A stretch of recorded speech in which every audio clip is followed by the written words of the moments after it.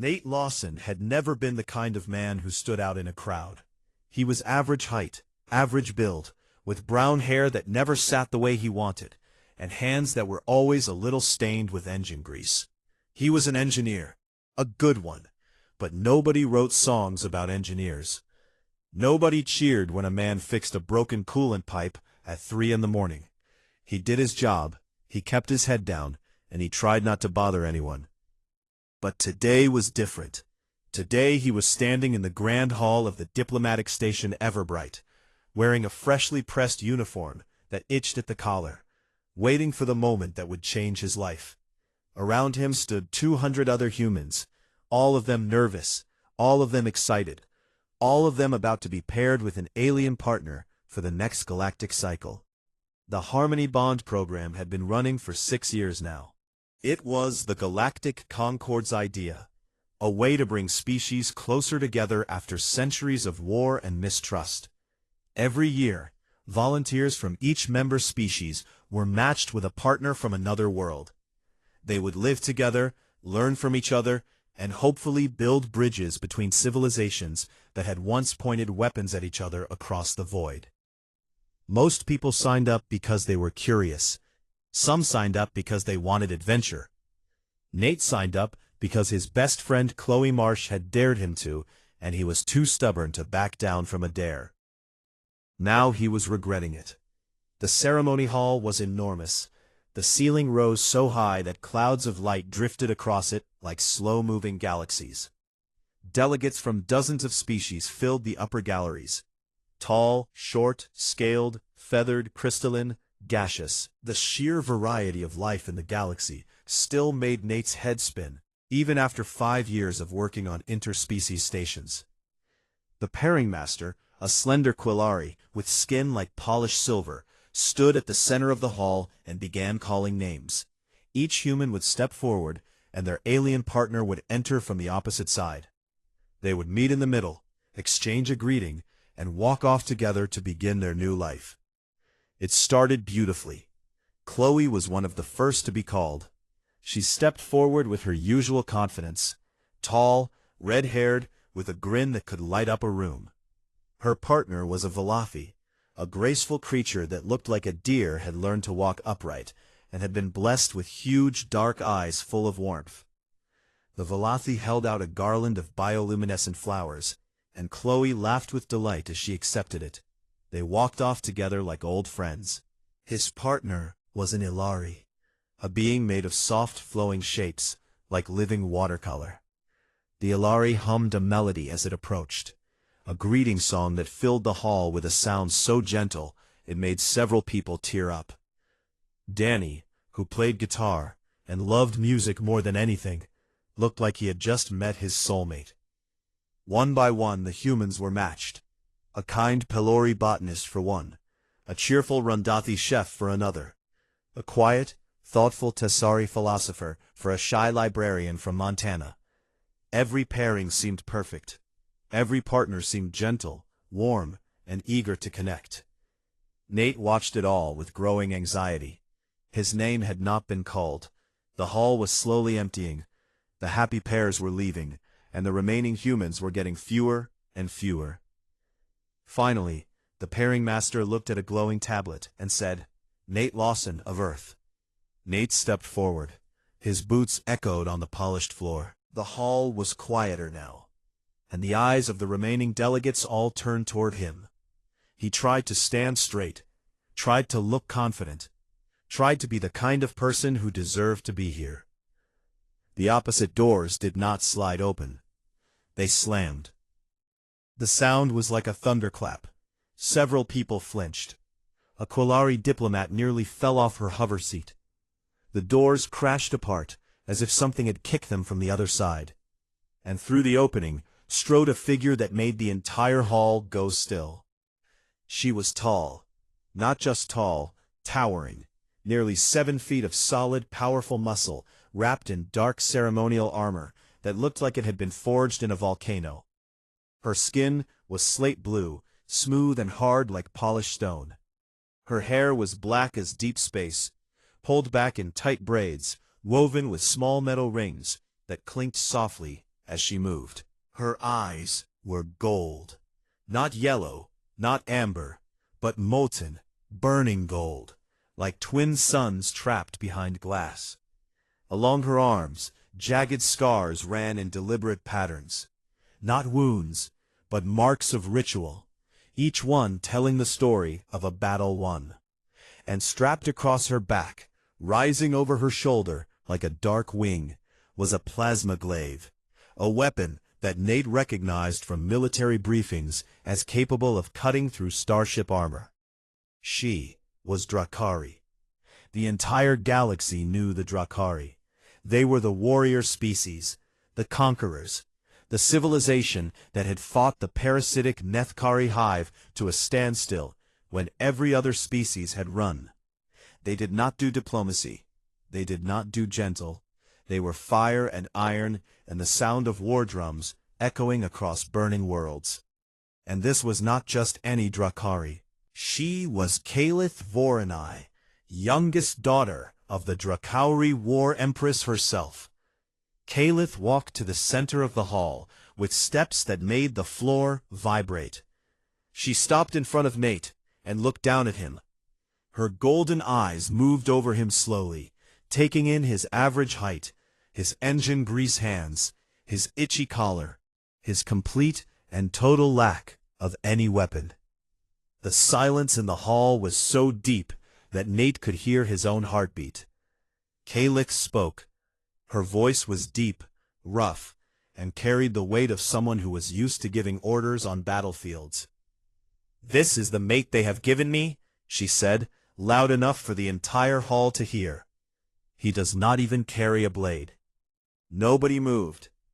Nobody spoke. Somewhere in the upper galleries, a diplomat made a small choking sound. Nate stood there, looking up at this mountain of a woman, this warrior princess who could probably break him in half without trying, and he felt something he did not expect. He felt calm. Maybe it was because he had spent his whole life being underestimated. Maybe it was because he had learned long ago that the loudest voice in the room was not always the strongest. Or maybe it was because he had once repaired a fusion reactor during a station fire while everyone else was running for the escape pods, and after that, very little scared him anymore. He looked up at Kalith Voronai, warrior princess of the Drakari, and said in a steady voice, "I don't carry a blade, but I do carry a multi-tool, and I promise you, it's more useful." The hall was silent for one more heartbeat. Then, from somewhere in the back, Chloe Marsh burst out laughing. Kalith stared at Nate. Her golden eyes narrowed. Her jaw tightened. For a terrible moment, Nate thought she might actually hit him. Instead, she made a sound, a low, sharp exhale through her nose. It was not a laugh. It was not approval. But it was not rage either. It was something closer to surprise, as if she had expected him to cower, and did not know what to do now that he had not. She turned on her heel and walked toward the exit. Over her shoulder, without looking back, she said, "Keep up, small human. I do not wait." Nate picked up his bag, adjusted his itchy collar, and followed the warrior princess out of the hall. Behind him, the whispers exploded into full conversation. He could hear Danny saying something like, "Oh no," and Chloe still laughing. His new life had just begun, and it was going to be nothing like what he had imagined. The first 3 weeks of living with Kalith Voronai were the hardest weeks of Nate Lawson's life, and he had once survived a coolant leak that froze half a station deck while he was still on it. It started on the very first morning. Nate woke up at 6, as he always did, and walked into the common area of their shared quarters to find that Kalith had rearranged everything. The couch was flipped on its side to serve as a barricade. The dining table had been dragged to the center of the room and was covered in weapons she had somehow smuggled past station security. And Kalith herself was in the middle of the floor, shirtless, doing some kind of combat drill that involved spinning her plasma glaive in wide arcs that came dangerously close to the walls. "Good morning," Nate said carefully.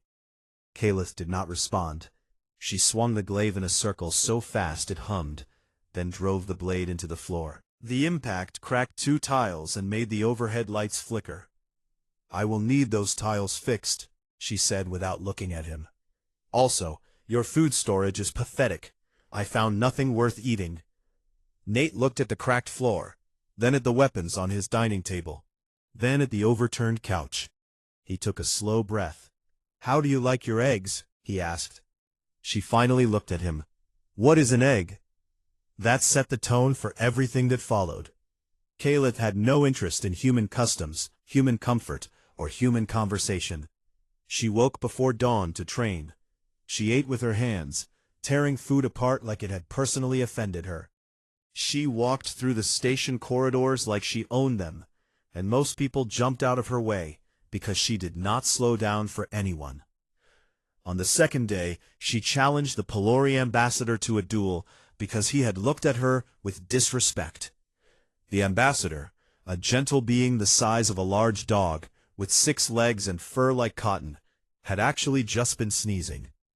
It took 4 diplomats and a security team to calm the situation down. On the 5th day, she told Nate that his quarters were unfit for habitation and proceeded to rip the door off the bathroom because she felt it was a tactical weakness to be enclosed in such a small space without an escape route. On the 8th day, she broke the shower by testing whether it could withstand a punch. It could not.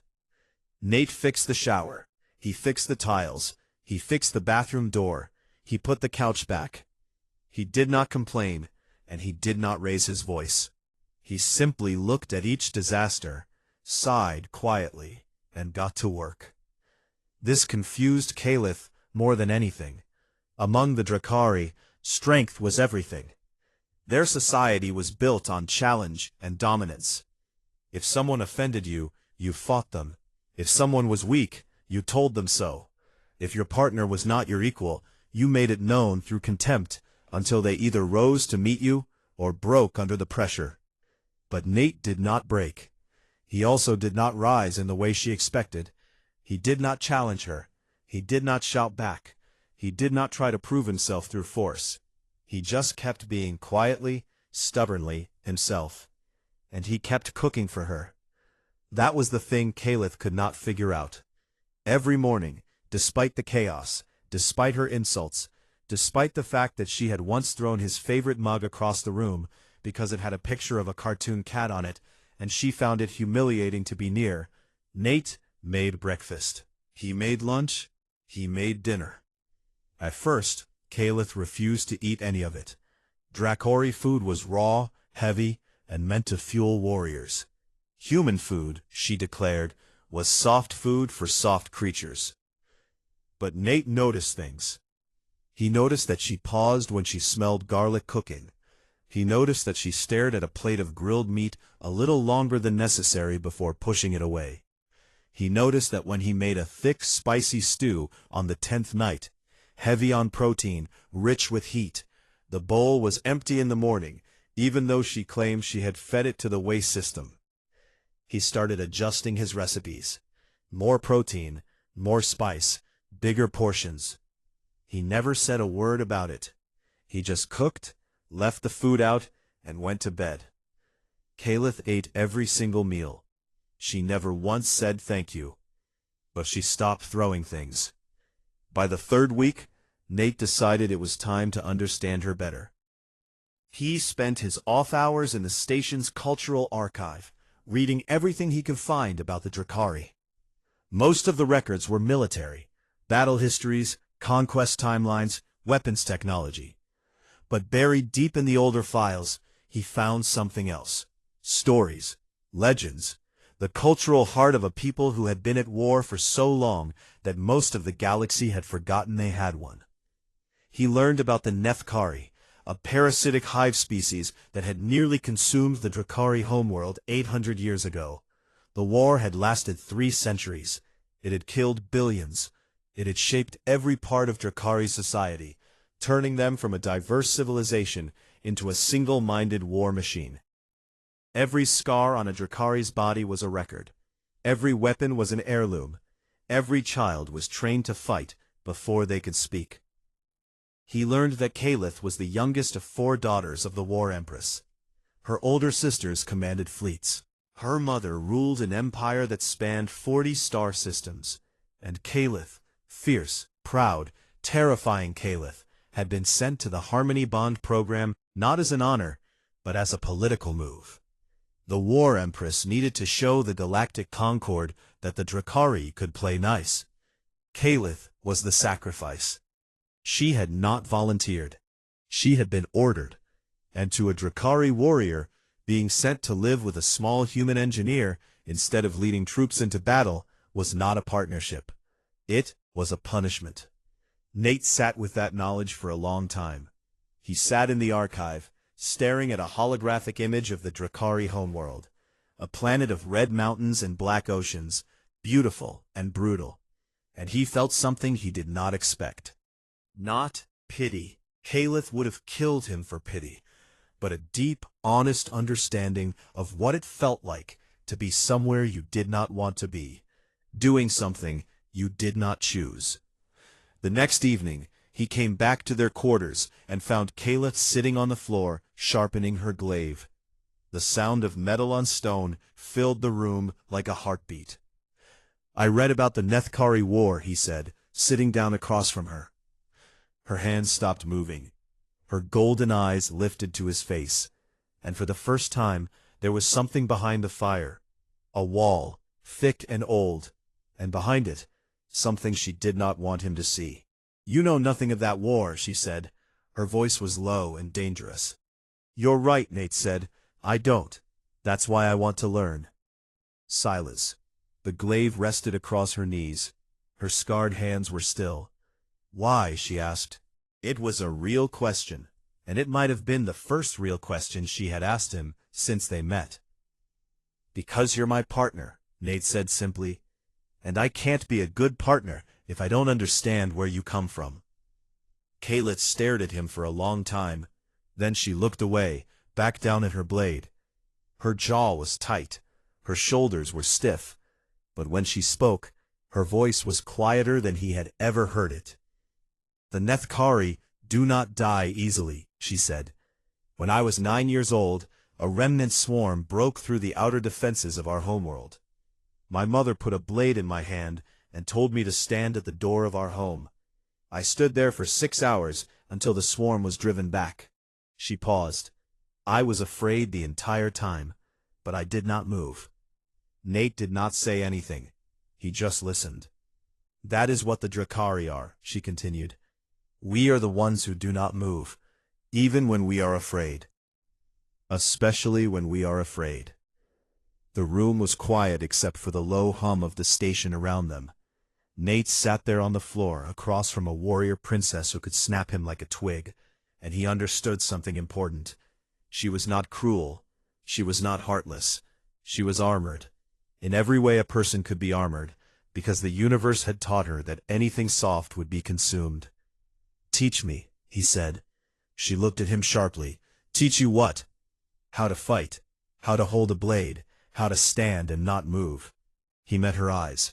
"Not because I think I can be a warrior, but because I want to understand what it costs." Caliph studied him. Her golden eyes searched his face for mockery, for weakness, for any sign that this was a joke. She found none. She stood up slowly, towering over him, and held the glaive out with one hand. "Tomorrow," she said, "before dawn. If you are late, I will drag you from your bed by your ankles." Nate smiled. "I'll set 2 alarms. Caliph turned away, but not before Nate caught something at the corner of her mouth.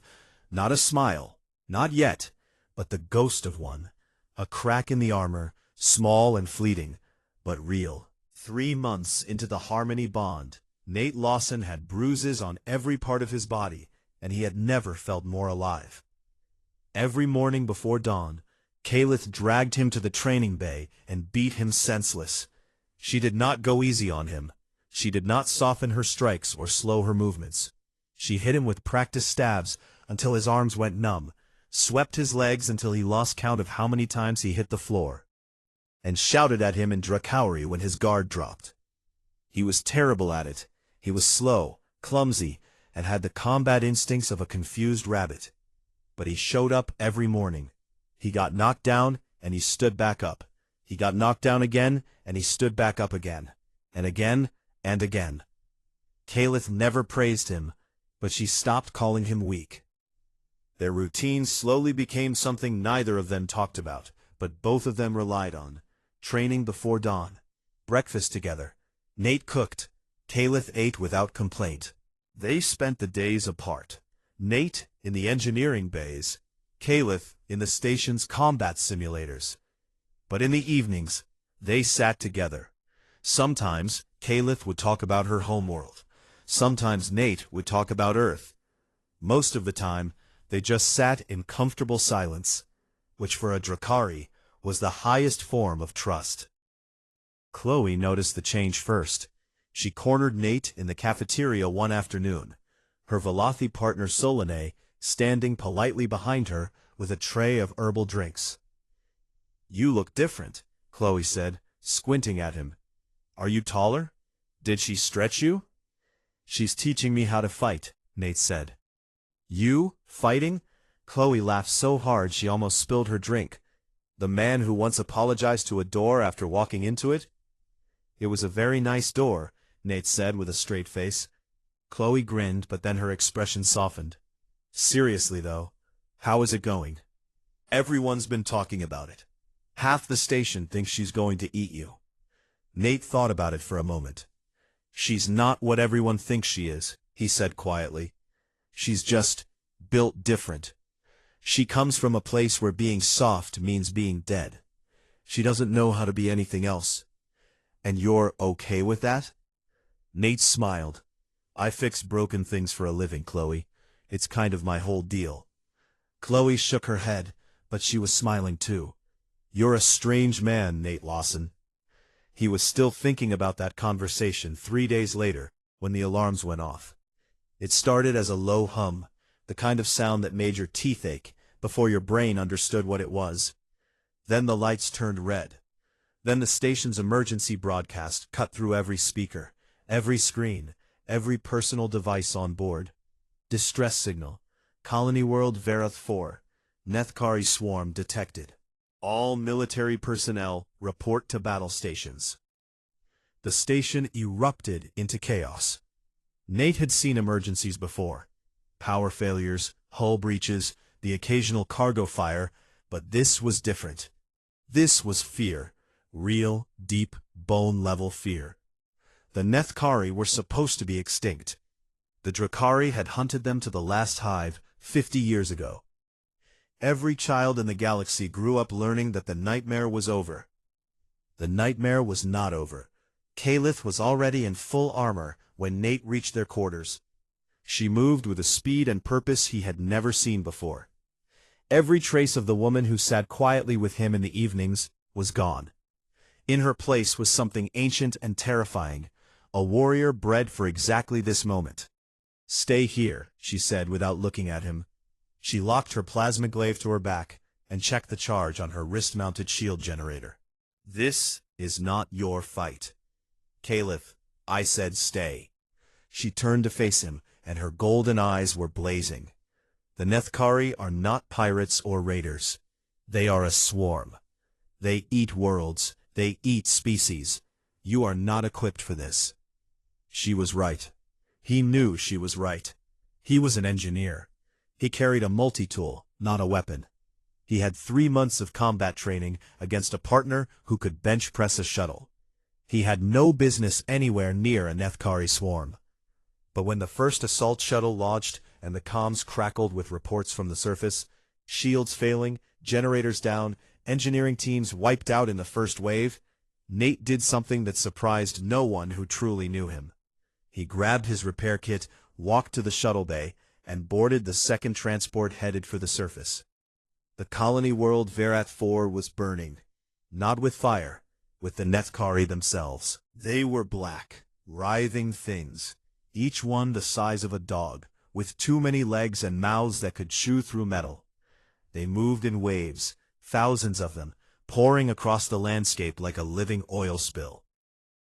The sound they made was a high-pitched clicking, that got inside your skull and stayed there. The Joint Defense Force had set up a perimeter around the colony's main settlement. Drakari warriors formed the front line, their glaives cutting through the swarm in wide, burning arcs. Behind them, soldiers from a dozen species held secondary positions, firing into the massive creatures with everything they had. It was not enough. The swarm was too big. For every creature they killed, 10 more took its place. The shield generators that protected the settlement were failing one by one, their power cells drained by the constant assault. Nate's shuttle landed hard behind the perimeter. He hit the ground running, his repair kit bouncing on his back, and headed straight for the nearest failing shield generator. It was a Quillari model, elegant, efficient, and completely unsuited for this kind of sustained punishment.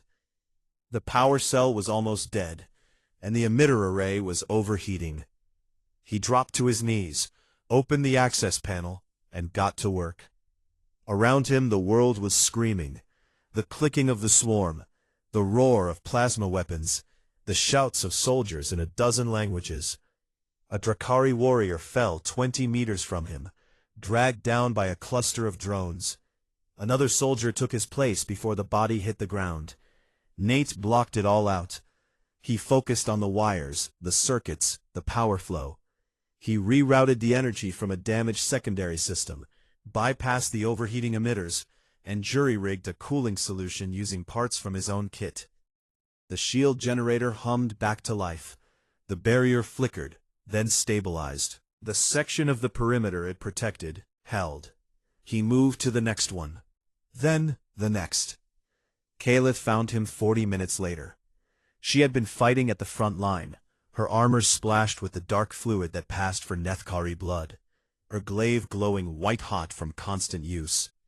When she saw Nate, crouched beside a wrecked gun emplacement, hands deep in its guts, completely unarmored and exposed, her face went through about 6 emotions in 2 seconds.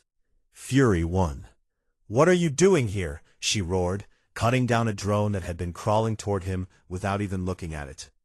"Fixing things," Nate shouted back, not looking up from his work. "You will die here. Then I'll die useful." She opened her mouth to argue, but 3 more drones breached the perimeter at once, and she had to turn to fight them. By the time she looked back, Nate had the gun emplacement online again. It spun up and started firing automatically, cutting down drones in a wide arc. For the next 2 hours, they fell into a rhythm that neither of them planned. Nate moved from system to system, shield generators, gun emplacements, communication relays, a crashed medical transport that still had wounded inside. Kalith and a squad of Drakari warriors moved with him, forming a protective circle wherever he worked. She fought, he fixed, she kept the swarm away from him, he kept the defenses alive. Then the breach happened. A section of the perimeter collapsed. 3 generators failed at once, and the swarm poured through like water through a broken dam. Kalith was 40 meters away, engaged with a cluster of larger drones. The warriors around Nate were pulled to plug the gap. For 30 seconds, he was alone. He heard the clicking behind him. Close, too close. He turned and saw a Nethkari drone 2 meters away, its many legs carrying it straight toward him, its mouthparts open and dripping. Nate did not think. His body moved on its own, 3 months of Kalith's brutal training taking over where his conscious mind froze.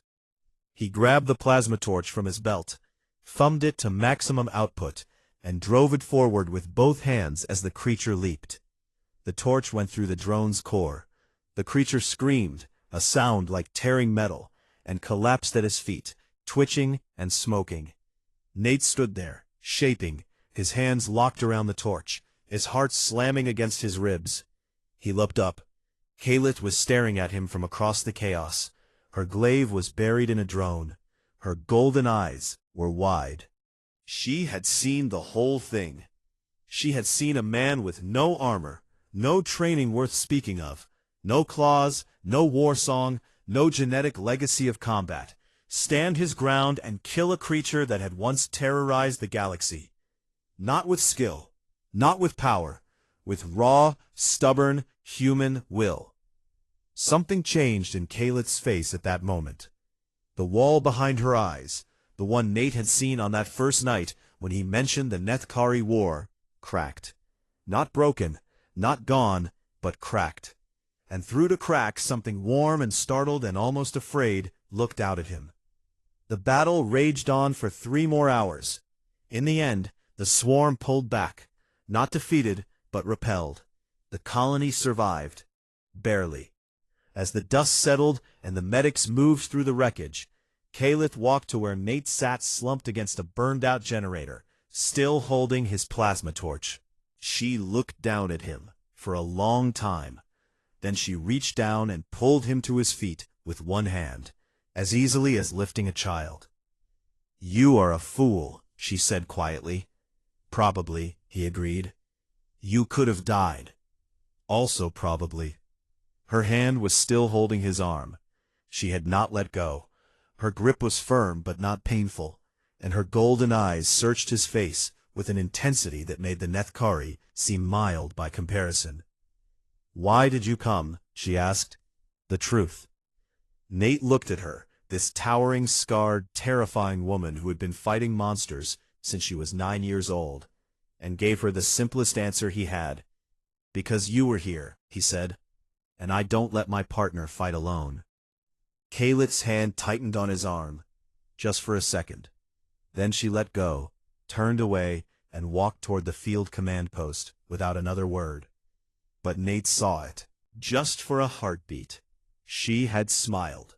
The station was different after Vareth 4. Quieter in some ways, louder in others. The celebrations lasted 3 days, feasts and music and speeches from diplomats who had not been anywhere near the fighting. But underneath the noise, there was a new kind of tension. The HFY were back. Everyone knew it. The swarm on Vareth 4 had been small, a scouting force, the military analyst said. The real hive was still out there, somewhere in the dark between stars, waking up.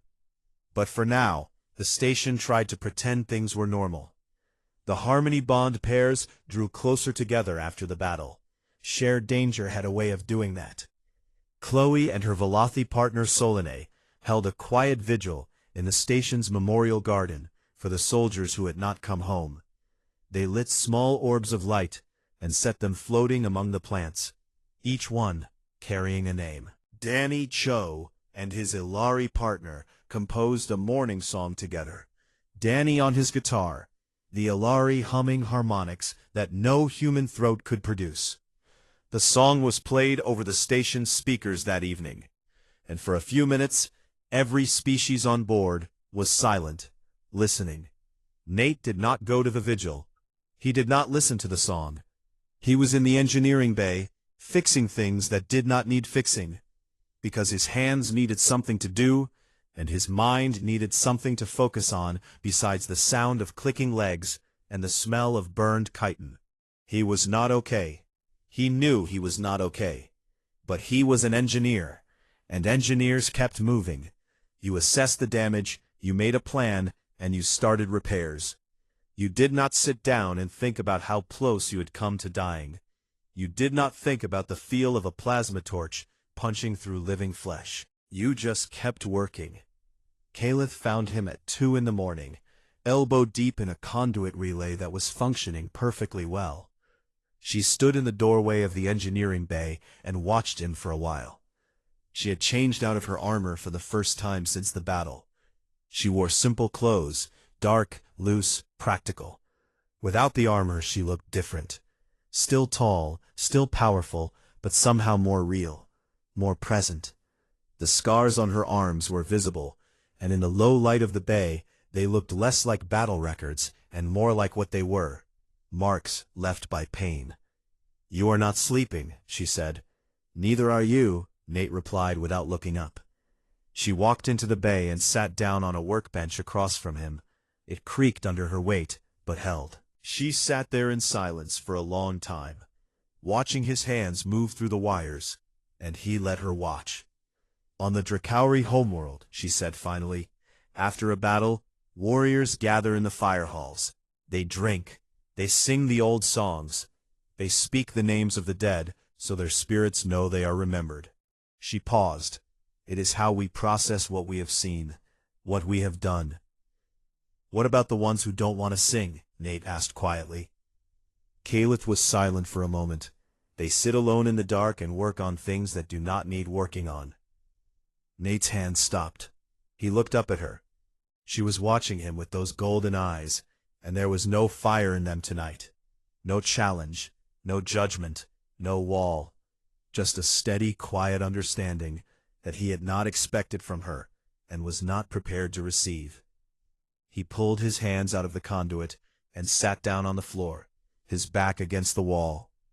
He was so tired. "I keep hearing them," he said, "the clicking. I close my eyes and I hear it." Caliph nodded.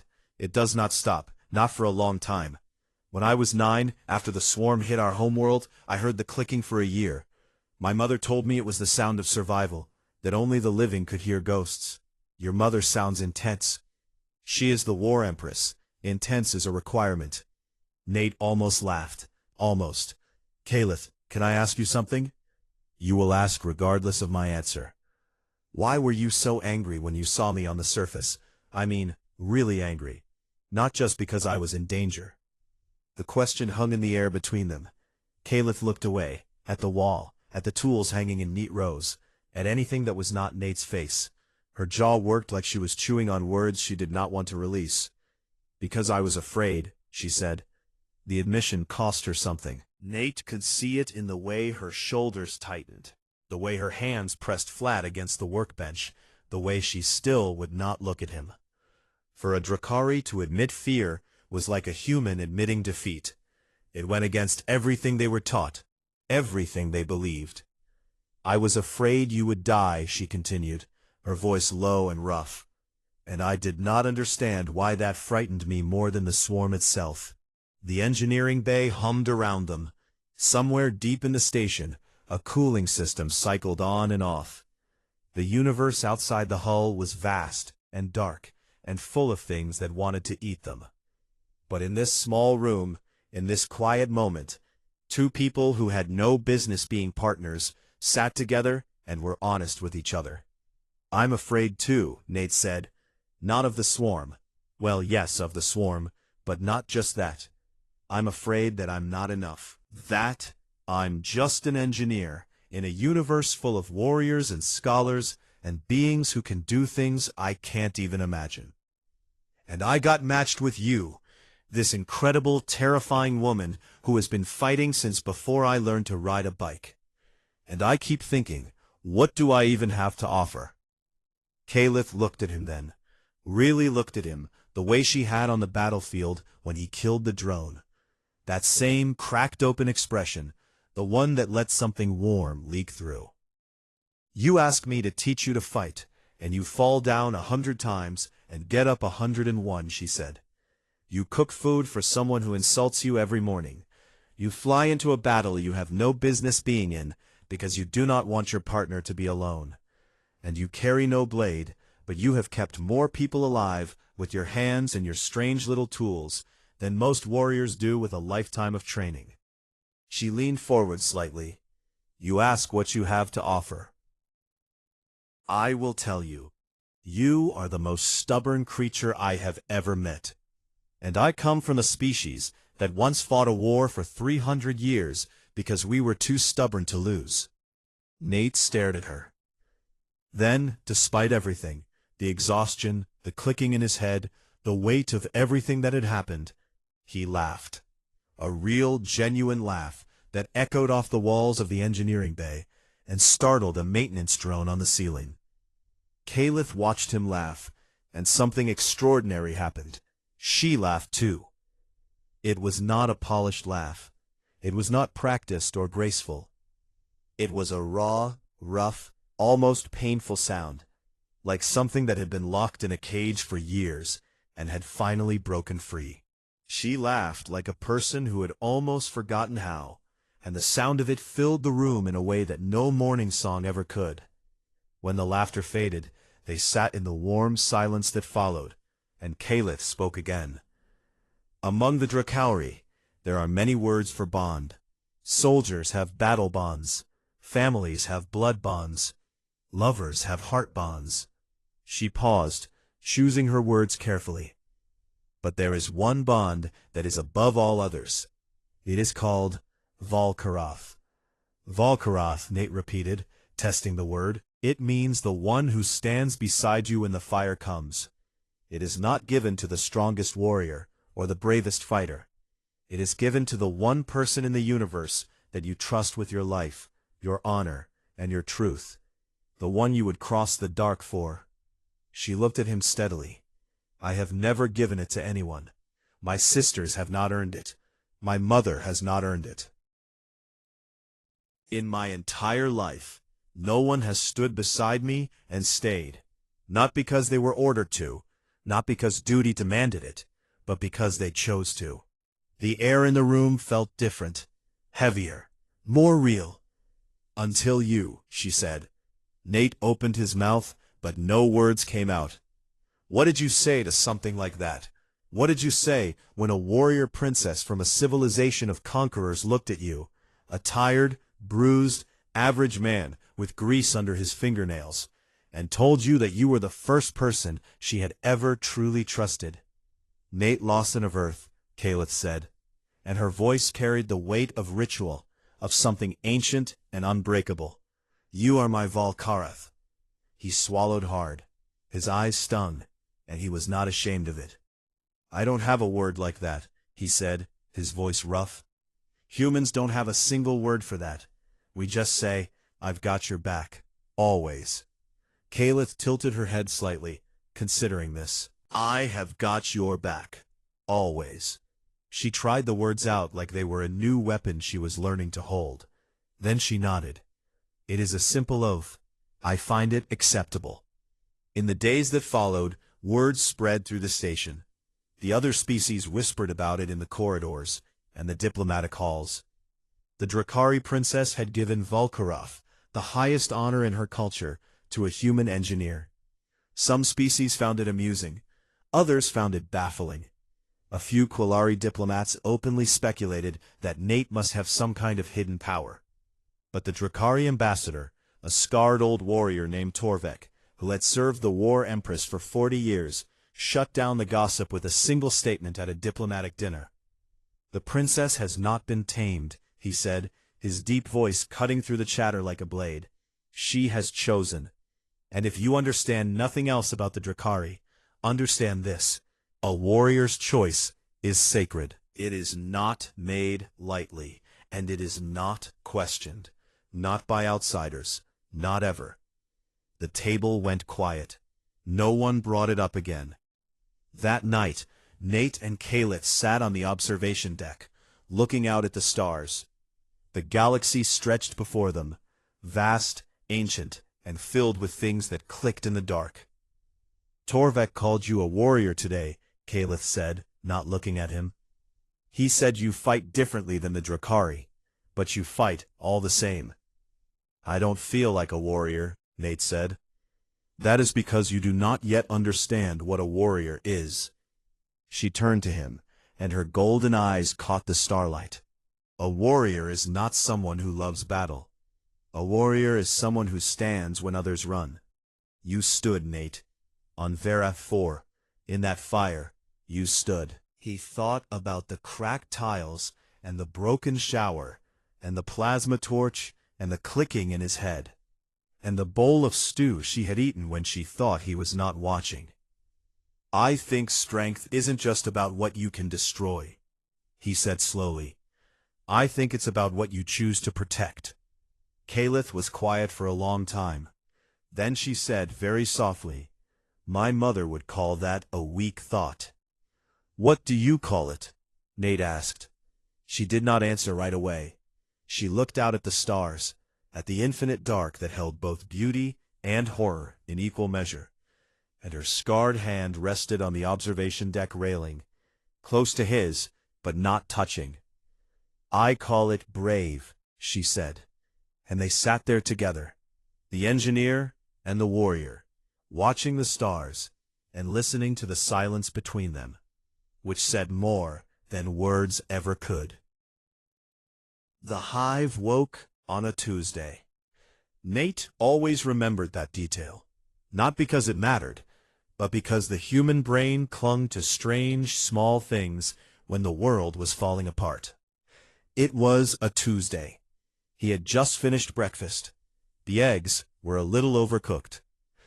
The station's deep-range sensors detected it first, a mass of biological signatures so large that the scanning system flagged it as a software error. It was not an error. Rising from the dead moon of Vareth 7, where it had slept for half a century, the Nethkari hive queen was awake, and she was hungry. The swarm on Vareth 4 had been a scouting party, a taste. The real hive was a living cloud that blotted out stars as it moved. Millions of drones and warriors and builder forms, all connected to a single intelligence that had spent 50 years dreaming and growing in the dark. It was heading for the Everbright station. It would arrive in 18 hours. Panic was too small a word for what followed. The diplomatic station had never been designed for war. It had shields, basic defensive guns, and a small security force. Against the full hive, it would last about 20 minutes. Emergency calls went out to every fleet in the sector. The Drakauri war fleet was closest, 3 hours away. The human cruiser Starfall was 2 hours behind them. Other species scrambled what they could, but most were too far. The Galactic Concord declared the Harmony Bond program suspended. All bonded pairs were to be separated and returned to their own species' vessels for evacuation. Nate heard the announcement while standing in the corridor outside their quarters. Beside him, Kaylit stood perfectly still, her armor already on, her glaive humming softly on her back. Her face was stone. "You will go to the human ship," she said. It was not a question. "That's what they're telling us to do," Nate said carefully. "Then you will go. And you?" "I will go to the Drakauri fleet. I will fight." She said it simply, the way someone else might say they were going to the store. The Hive Queen must be destroyed, or she will rebuild. She will always rebuild. This is what the Nethkari do. Around them, the station was descending into organized chaos. Shuttles were being prepped. Species were grouping together. Bonded pairs who had spent months building bridges between worlds were being pulled apart in minutes. Nate saw Chloe hugging Soline, both of them crying. Danny was holding his Ilari partner's hand, unable to speak, his guitar silent on his back. Nate looked at Kaylit. She looked back at him, and in her golden eyes, he saw something she would never say out loud. A plea, not for him to come with her, not for him to fight, a plea for him to be safe, to survive. To be somewhere far from the fire when it came. He understood, and it broke his heart. But he was Nate Lawson, and he was too stubborn for his own good. "I'm not going to the Starfall," he said. Kaylit's eyes flashed. "You will. This is not a discussion." "You're right, it's not. I'm staying on the station. The station will be the primary target. You will die. The station's defense grid needs an engineer. Their whole team was lost on Vareth 4. I'm the most qualified person here to run it." He met her gaze and held it. "You fight the swarm. I keep the station alive. Same as before. This is not the same. This is the full hive. This is the queen. Then we'd better not waste time arguing." Kaylit's hands clenched at her sides. For a moment, Nate saw the war inside her, the warrior who wanted to drag him to a shuttle and launch him towards safety, and the woman who knew that he was right, that the station needed him, that she could not protect him and fight the queen at the same time. "You are impossible," she said through clenched teeth. "I learned from the best." She stared at him for 3 more seconds. Then she did something she had never done before. She reached out and placed her hand flat against his chest, over his heart. Her palm was warm and rough with calluses, and it covered almost his entire chest. She held it there, feeling his heartbeat, and said a word in Drakari. Low, heavy, ancient. What does that mean? Nate asked softly. It means, return to me, she said. It is what Drakari say before battle to the one they cannot bear to lose. She pulled her hand away, turned, and walked toward the shuttle bay. Nate knew that if she looked back, she might not leave. He watched her go. Then he picked up his repair kit and headed for the station's defense control center. The next 4 hours were the busiest of his life.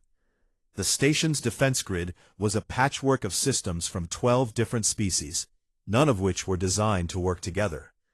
Nate threw himself into it with a focus that bordered on madness. He rewired power conduits, rerouted shield harmonics, synchronized gun emplacements that had never been meant to fire in coordination, and turned the diplomatic station Everbright into something that almost resembled a fortress.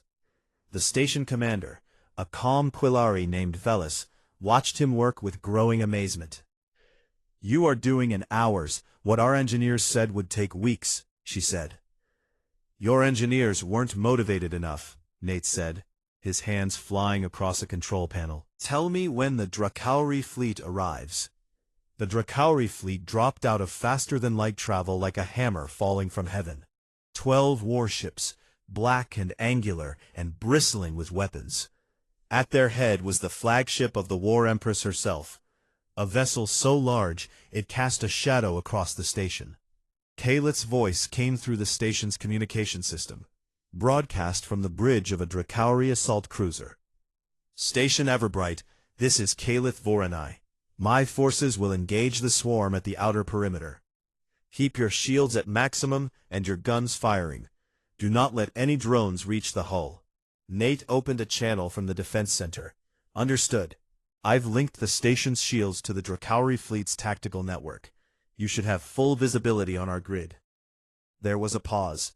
Then Kaleth's voice came back, and despite the situation, despite everything, efficient as always, small human.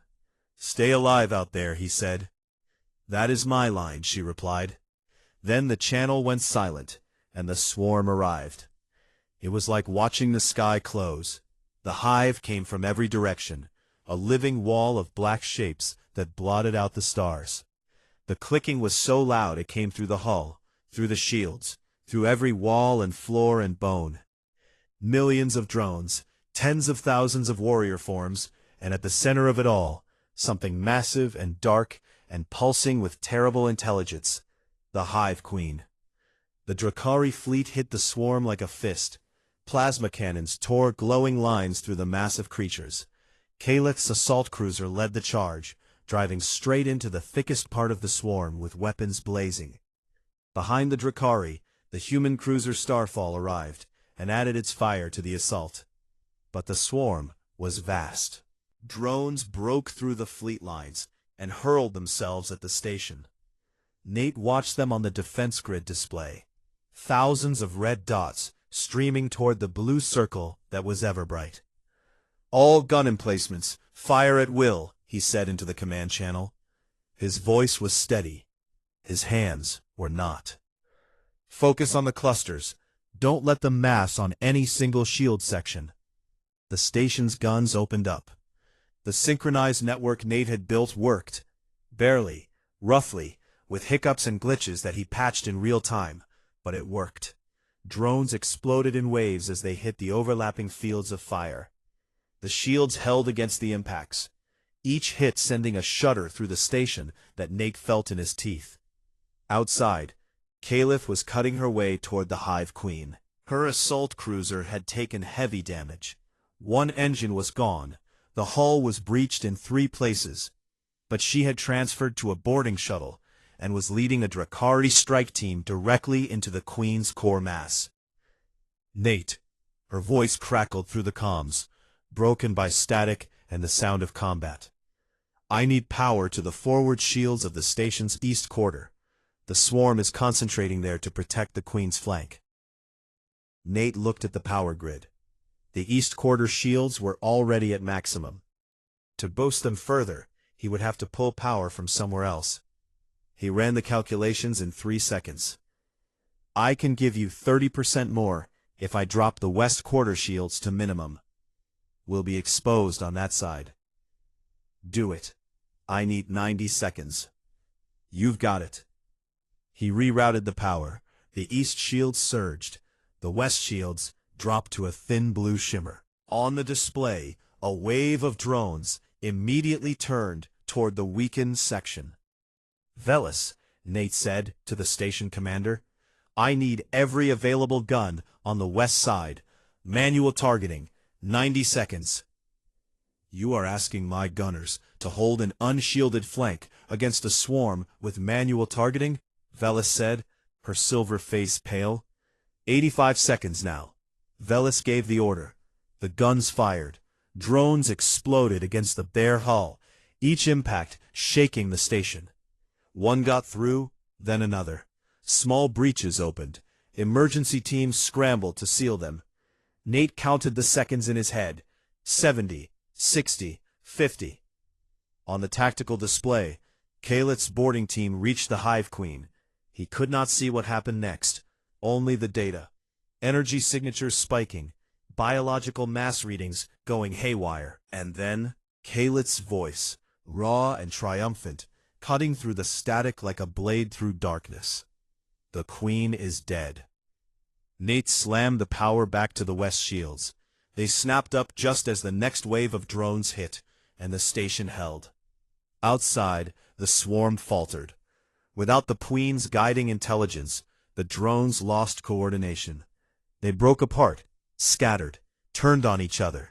The Drakari fleet and the Starfall carved through what remained. It was over. Nate sat back in his chair. His hands were shaking so badly he could not hold them still. Around him, the defense center erupted into cheers. Quillari, human, and half a dozen other species, all of them shouting and crying and hugging each other. He closed his eyes. The clicking was fading. Not from his head, from the universe. Calith's shuttle docked with the station an hour later. Nate met her at the airlock. She came through the door, covered in Nethkari fluid. Her armor cracked, her glaive chipped and dim. She had a wound on her shoulder that was bleeding freely, and she was limping. She was the most incredible thing he had ever seen. She stopped in front of him. She looked down at him. He looked up at her. Around them, people were running and shouting and celebrating, but neither of them heard any of it. You rerouted the shields, she said. You killed the Queen. You left the west flank exposed for me. You gave me 90 seconds. I only needed 85. She stared at him. Then she reached down, grabbed the front of his uniform, and lifted him clean off the ground, until they were eye to eye. For one wild second, Nate thought she might headbutt him, which he had learned was a Drakari sign of deep affection, and also mildly concussive. Instead, she pressed her forehead against his, gently, carefully, as if he were something precious, and held him there. Volkarath, she whispered. I've got your back, he whispered back. Always. She set him down. She did not let go of his uniform. He did not step away. The aftermath was long and loud. The Galactic Concord declared the battle the most significant military victory since the original Nethkari War. The Drakari War Empress sent a formal message acknowledging Nate Lawson by name, the first human ever recognized in Drakari military records. Chloe cried when she heard about it.